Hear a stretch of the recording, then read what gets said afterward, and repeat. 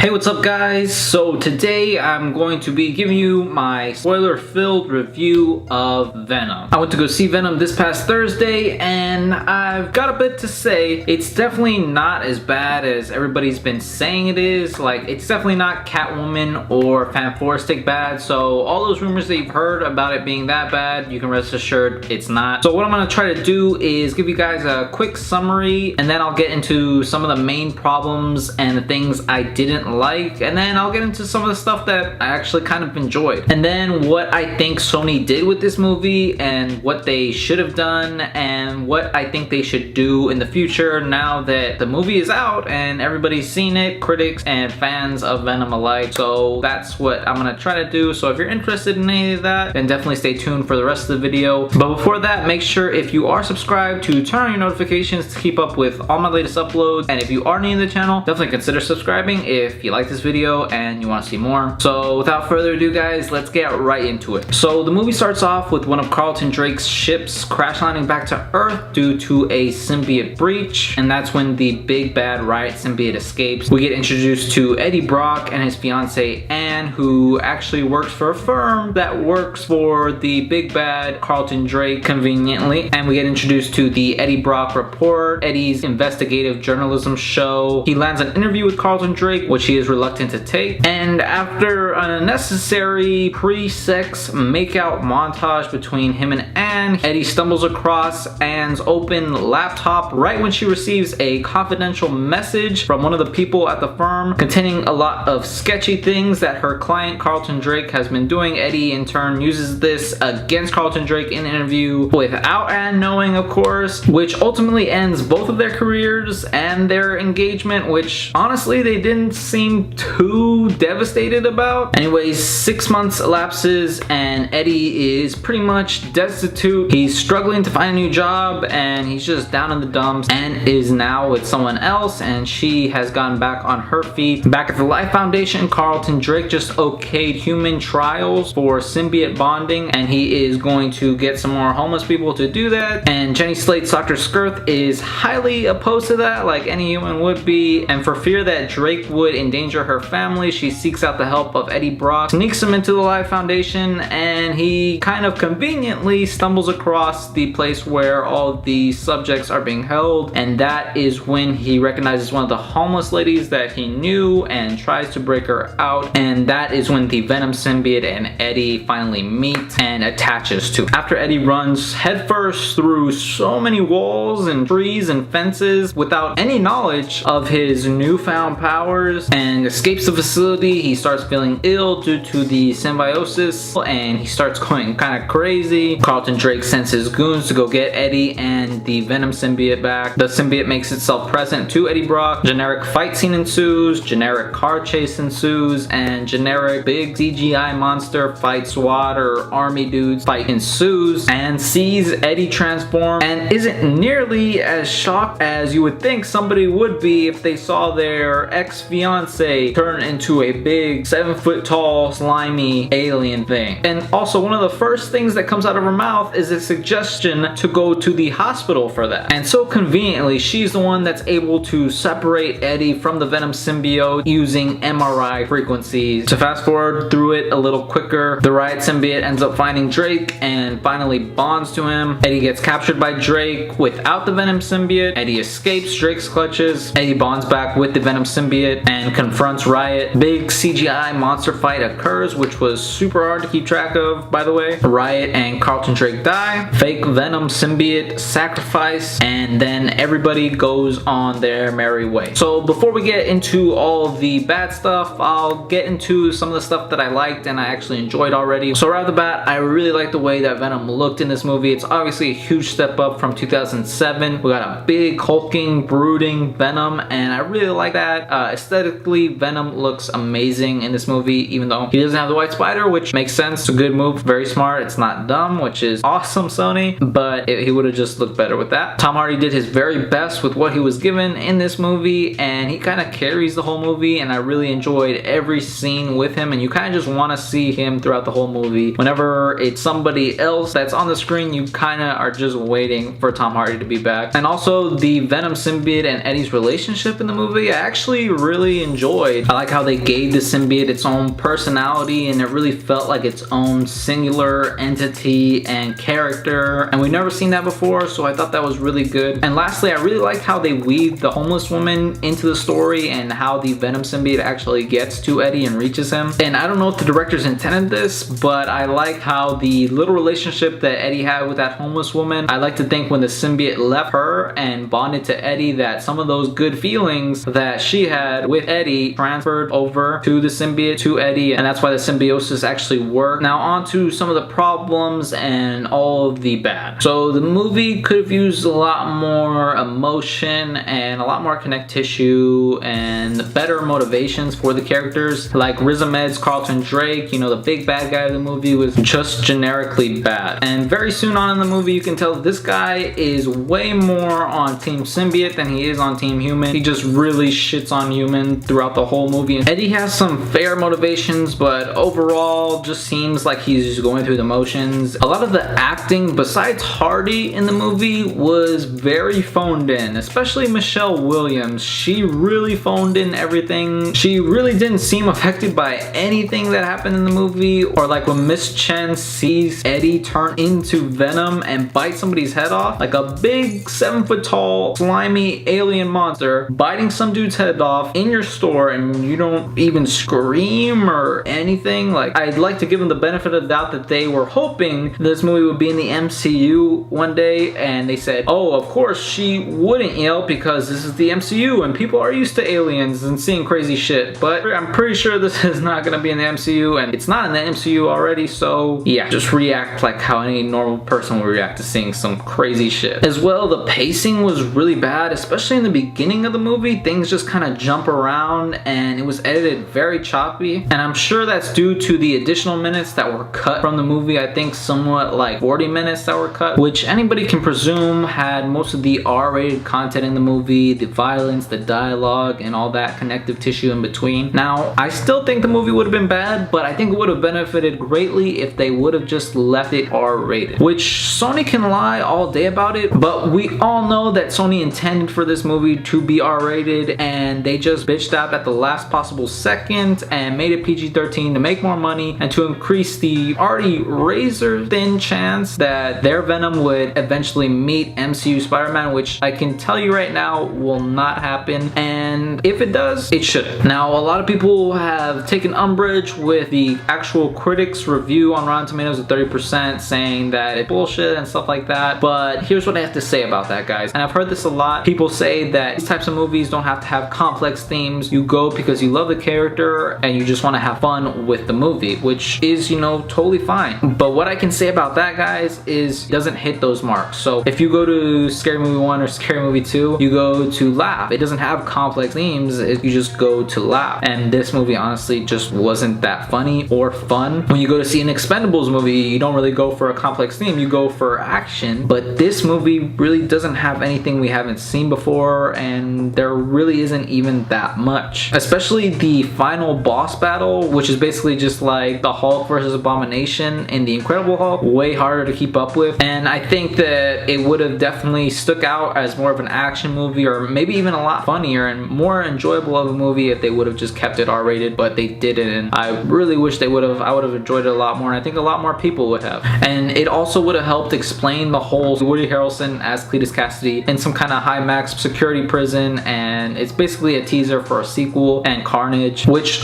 honestly could happen because Venom was actually really successful. I think the budget was like 100 million and they made somewhere like 200, or they're made 400, I'm not exactly sure, but it was financially successful, just not critically. I've gone into a lot of Insta wars about this, debating a lot of people. The thing about this kind of a movie, guys, especially with a beloved character like Venom, it is a shitty movie, and it's made by people that don't really care as much as other people who care. And when I say other people, I mean Marvel Studios. And they've proven that they care about characters and they want to do justice to these characters, and honestly this movie just doesn't do justice to Venom, and we really as fans should want better movies. Now, you might say that this movie is awesome just because you like the way Venom looks aesthetically and you can handle all the bullshit. Maybe you don't like story, but this movie honestly doesn't have good enough action or dialogue or anything to make up for its lacking of story, so it just really is a bad movie overall. But it's totally fine if you actually went to go see Venom Venom and you enjoyed it, that's totally fine, but you can't just accept the shit that Sony is feeding you. And I'm not trying to hate on Sony, but they've continuously done this whole Spider-Verse that they're trying to set up and take these characters and not give 110% into them like Marvel Studios would. And a lot of people talk shit about Marvel Studios and Disney, but they are doing it right and they give us good movies and compelling movies and better stories. And I'm looking forward to the day that Venom is in the MCU because I think it's upon us. Definitely not this iteration, but I'm hopeful that Marvel Studios will give us something that we really like, and maybe even something that looks better and definitely something that is more cohesive. I think Sony should do from now on is just say, hey, we messed up. We're gonna let Marvel Studios handle all these Spider-Man properties. We're gonna stop our whole Marvel shared universe thing that we made up and nobody really wants, and we're gonna let Marvel Studios take care of it because they're the ones that know what they're doing, obviously. And I think that would be the best course of action. But let me know what you guys think, if you like the movie or not. I'm going to give this movie a 4 out of 10. It's definitely not as bad as people are saying, and you can enjoy yourself, but it's still a bad movie. And we know that Marvel Studios could do better. So that's what I think should be done, as all Marvel characters should just go back to Marvel. But that's what I think about it, guys. So let me know what you guys thought of the movie. If you liked it and you enjoyed it, let me know. Let me know what you liked. Let me know what you didn't like about the movie. Let me know if you agreed with some of the things I said or all of it. I want to hear your guys' thoughts on this. If I missed anything or got anything wrong, please let me know. So if you liked the video, leave me a thumbs up, comment down below, and if you want, subscribe. I always appreciate it. Thank you guys so much for watching, and I'll see you in the next one.